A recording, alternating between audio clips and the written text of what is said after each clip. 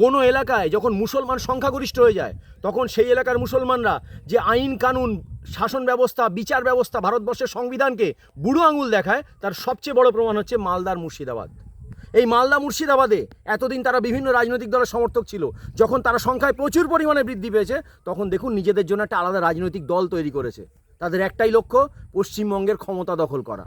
আর এই লক্ষ্যের দিকেই কিন্তু তারা এগিয়ে চলেছে। দীর্ঘদিন ধরে এই সমস্ত এই দুটি জেলার মুসলমান অধ্যুষিত অঞ্চলগুলোয় একটা আলাদা সমান্তরাল শাসন ব্যবস্থা চালু করার তারা চেষ্টা চালিয়ে যাচ্ছে। মাইকিং করে বলা হচ্ছে যে রবিবারের জায়গায় যেন সমস্ত প্রতিষ্ঠানগুলো শুক্রবার দিন বন্ধ থাকে। ভাবতে পারছেন, মাইকিং করে। পুলিশ কিন্তু কোনো ব্যবস্থা নেয়নি এতদিন, কারোর বিরুদ্ধে কোনো ব্যবস্থা নেয়নি। আর 7 জন বিচারপতিকে ঘেরাওয়ের কাণ্ডে যাকে পুলিশ অ্যারেস্ট করেছে সেই আইনজীবী, তাকে কিন্তু পুলিশ অ্যারেস্ট করে এই মমতার সরকার কৃতিত্ব নেওয়ার চেষ্টা করছে। আসলে কি জানেন, কৃতিত্ব নয়, তাকে অ্যারেস্ট করে পশ্চিমবঙ্গের সরকার তাকে সেফ গার্ড দিয়েছে। তার একটাই কারণ, যদি পশ্চিমবঙ্গ পুলিশ তাকে অ্যারেস্ট না করতো তাহলে হয়তো এনআইএ তাকে অ্যারেস্ট করতো, যাতে সে এনআইএর হাতে না যায়। কারণ এনআইএর হাতে গেলে এই সমস্ত হিংসায় কারা উস্কানি দিচ্ছে, তার ফান্ডিং কোত্থেকে আসছে, কোন কোন জঙ্গি সংগঠন এবং কোন কোন রাজনৈতিক দল এই ঘটনার সঙ্গে যুক্ত, তা বেরিয়ে আসতো। সেটা যাতে না বেরোয় সেই জন্যই খুব প্ল্যানফুলি তাকে পশ্চিমবঙ্গ পুলিশ দিয়ে অ্যারেস্ট করা হয়েছে। যদি তৃণমূল কংগ্রেসের নাম জড়িয়ে যায়, এই ভয় রয়েছে তৃণমূল সুপ্রিমোর, তাই তো অ্যারেস্ট করা হয়েছে এইভাবে। আজকে দেখুন এই অবস্থা মালদা মুর্শিদাবাদে রয়েছে। কিন্তু এই অবস্থা দেখে যে সমস্ত তৃণমূলের লোকজন, যে সমস্ত তৃণমূলের হিন্দুরা বা সিপিএমের হিন্দুরা ভাবছেন যে যাই হোক মুসলমানরা সংখ্যাগরিষ্ঠ হলেও পশ্চিমবঙ্গের ক্ষমতায় কোনো মুসলমান মুখ্যমন্ত্রী আসলেও তারা সেফ থাকবেন, তারা সম্পূর্ণ ভুল ভাবছেন। তারা সেফ থাকবেন না। ওই হরগোবিন্দ দাস, চন্দন দাস, তারাও কিন্তু বিজেপি করতেন না, তারা অন্য রাজনৈতিক সিপিএম করতেন। তারপরেও কিন্তু শুধু হিন্দু হওয়ার অপরাধে তাদেরকে খুন হতে হয়েছে ওই মুর্শিদাবাদের মধ্যে।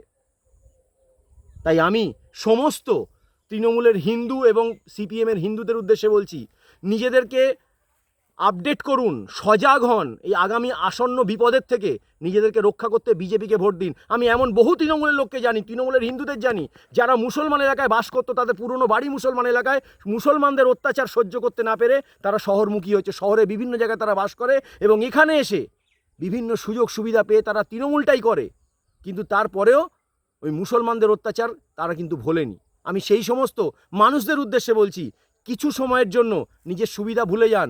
বৃহত্তর স্বার্থে ক্ষুদ্রতর স্বার্থগুলোকে পরিত্যাগ করুন। বৃহত্তর স্বার্থ এটাই যে পশ্চিমবঙ্গে একটা হিন্দুত্ববাদী সরকারের দরকার, একটা হিন্দুত্ববাদী সরকারের ক্ষমতা দখল করার দরকার। তাই আমি সকলের কাছে অনুরোধ করছি, আগামী দিন যাতে হিন্দুত্ববাদী সরকার হতে পারে, যাতে বিজেপির এখানে সরকার করতে পারে, আপনারা বিজেপিকে সমর্থন করুন। কারণ এই সমস্ত মুসলমান জিহাদিদের বিরুদ্ধে যদি কেউ লড়তে পারে, একমাত্র রাম ভক্তরাই লড়তে পারবে, অন্য কেউ কিন্তু লড়তে পারবে না, কোনো রাজনৈতিক দল লড়তে পারবে না।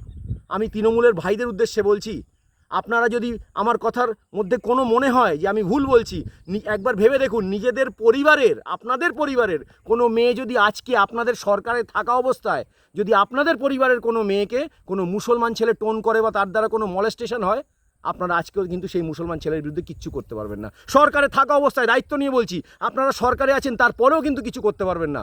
কারণ ভোট বড় বালাই, আপনাকে করতে দেবে না আপনার দলের সুপ্রিমো।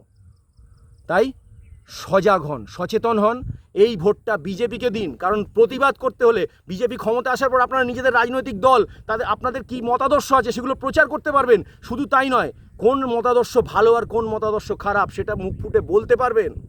কিন্তু একবার মুসলমানরাই এই রাজ্যের মুখ্যমন্ত্রী যদি কোনো মুসলমান হয়ে যায়, যদি মৌলবাদী কোনো গোষ্ঠী এই রাজ্যের ক্ষমতায় বসে, তখন কিন্তু কিছু বলতে পারবেন না। কারণ কোনো কিছু তাদের বিরুদ্ধে কথা বললেই আপনাকে দাগিয়ে দেবে, আপনি ইসলাম বিরুদ্ধ, আপনি আল্লাহর বিরুদ্ধে কথা বলছেন, দিয়ে আপনার ধর থেকে মুন্ডু আলাদা করে দেবে। এটাই হয়ে এসছে, এটাই হয়েছে, পৃথিবীর ইতিহাস দেখুন, এটাই হয়েছে। তাই আসুন সকলে মিলে একসঙ্গে লড়ি। এই জেহাদি শক্তিকে পরাস্ত করতে প্রত্যেক হিন্দুর বিজেপির পাশে থাকার অত্যন্ত প্রয়োজন।